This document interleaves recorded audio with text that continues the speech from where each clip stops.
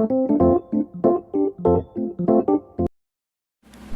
Friends, स्वागत है आपका मेरे चैनल में physics as I feel it. हाँ, बात सही है। जैसा कि मैंने महसूस किया है फिजिक्स को, सेम फील शायद मैं आपको दिला पाऊँ। तो चलिए शुरू करते हैं।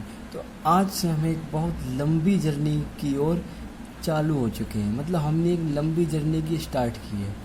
ये तभी सफल हो पाएगी जब इसमें आपका साथ मिल पाएगा।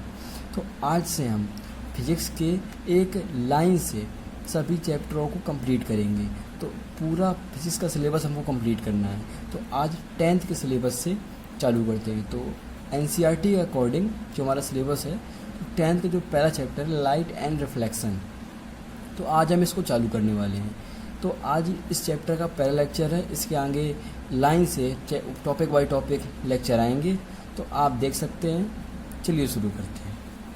तो चैप्टर का नाम है हमारा लाइट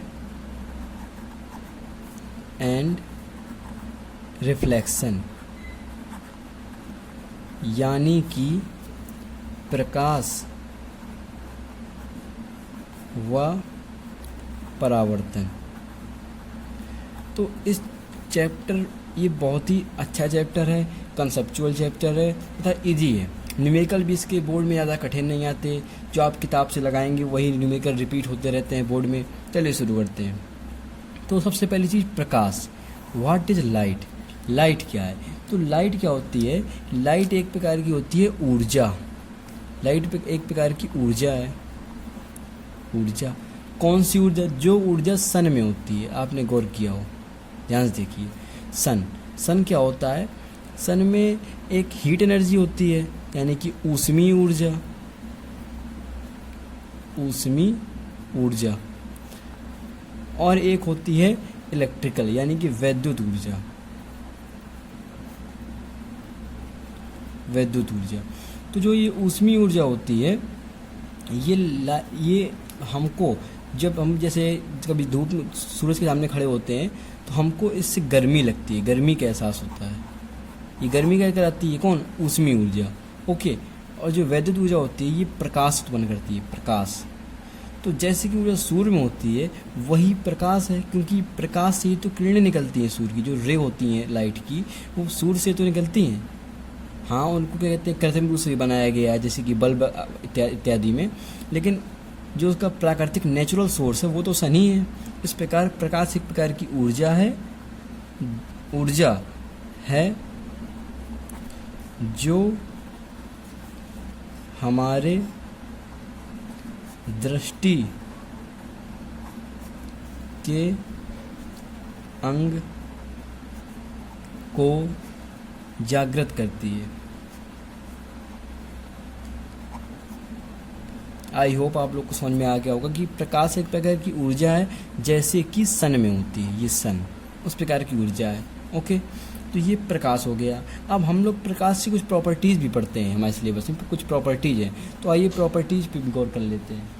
तो पहली प्रॉपर्टी नंबर 1, यानी कि गुणधर्म। इनको कहते हैं प्रॉपर्टीज़ को कहते हैं गुणधर्म, या कह सकते हैं आप विशेषताएँ। तो पहली प्रॉपर्टी ये होती है कि प्रकाश एक प्रकार की क्या है? वैद्युत चुंबकीय तरंग। प्रकाश एक प्रकार की वैद्युत चुंबकीय तरंग, इलेक्ट्रोमैग्नेटिक वेव है। अब वैद्युत चुंबकीय तरंग क्या होती है? वैद्युत चुंबकीय तरंग वह तरंग होती है जो माध्यम पर निर्भर नहीं करती है। ये वैद्युत चुंबकीय मतलब इनका जो वो होता है पाथ, यानी कि जो मार्ग होता है, बिल्कुल स्ट्रेट लाइन होता है, स्ट्रेट लाइन। समझ गए? ये वैद्युत चुंबकीय तरंग होती है। ये इनका गुणधर्म एक फर्स्ट होता है, विशेषताएं होती है। और जो दूसरी विशेषता होती है कि जो लाइट है ये निर्वात में भी चल सकती है, यानी कि वैक्यूम एयर में चल सकती है,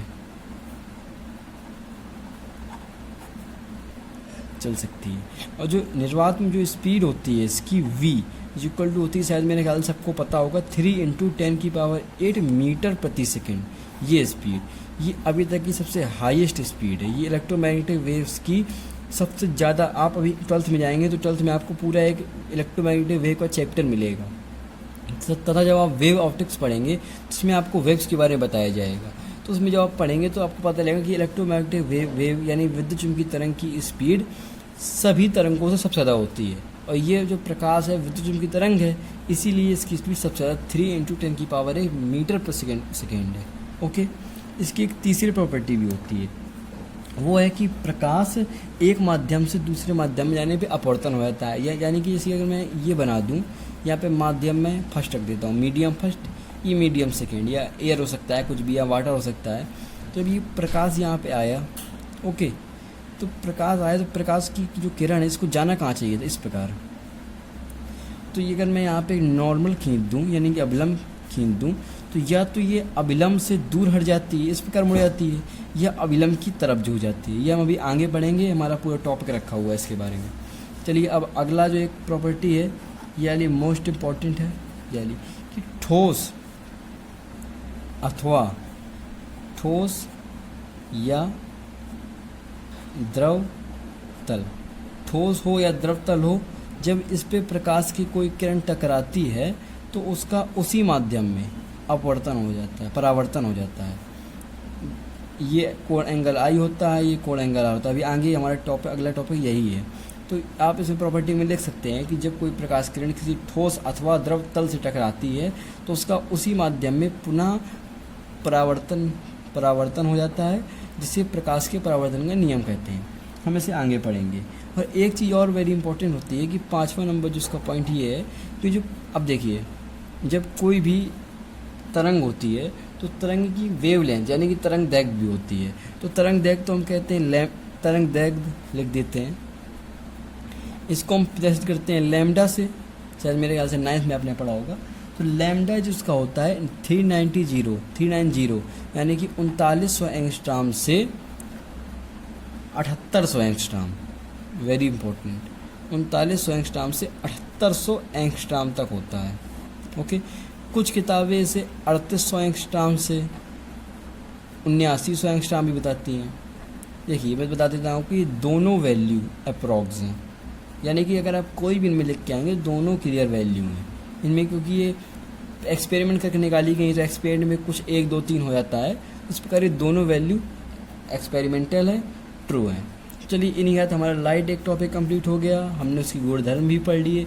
अब जो अगला टॉपिक आता है वो परावर्तन, मोस्ट इम्पॉर्टेंट टॉपिक है, बोर्ड के लिए बहुत ही ज़रूरी है। तो जो हमारा अगले टॉपिक है वो है प्रकाश का परावर्तन। प्रकाश का परावर्तन, ये बहुत ही इम्पोर्टेंट टॉपिक है, बहुत ही इजी है। इसमें से हम कुछ इसके टर्म्स हैं वो पढ़ लेंगे तो वो क्लियर हो जाएगा।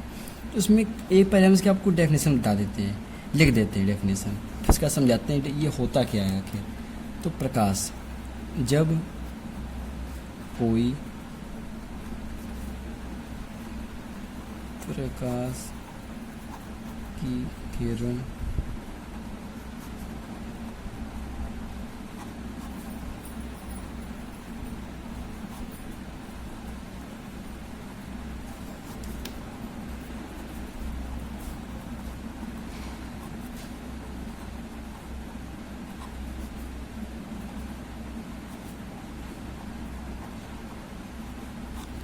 किसी ठोस अथवा द्रव तल पर टकराती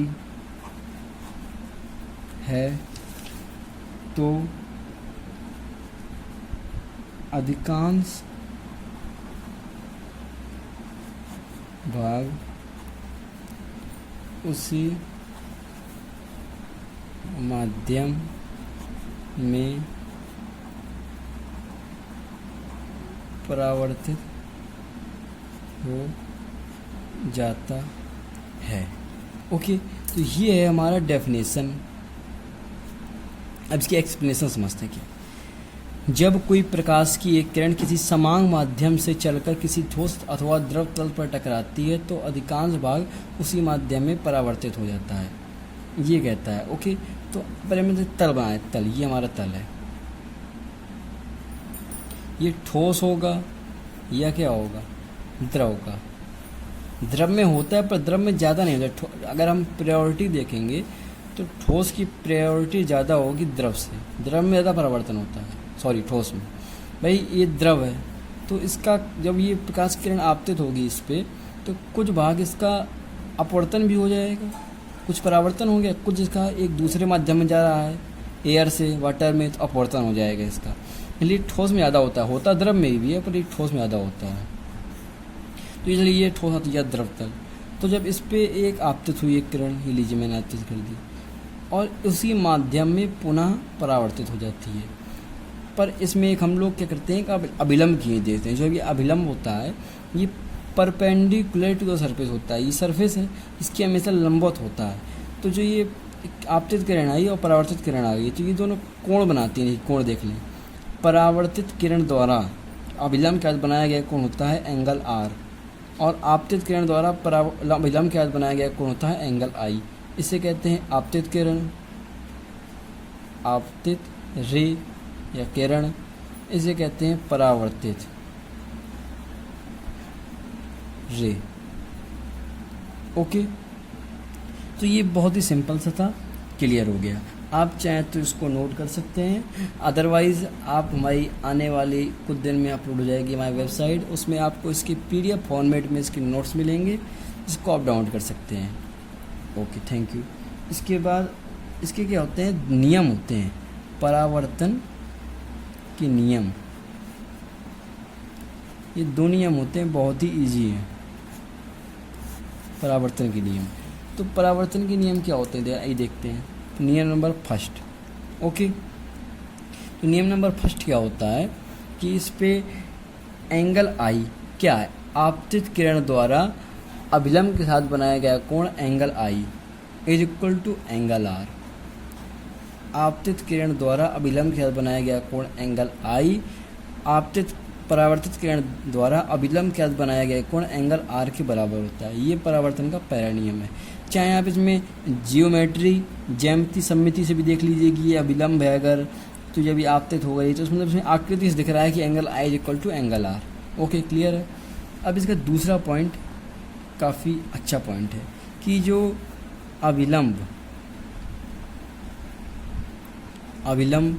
इसे हम एन से डिनोट करते हैं अभिलंब को। परावर्तित किरण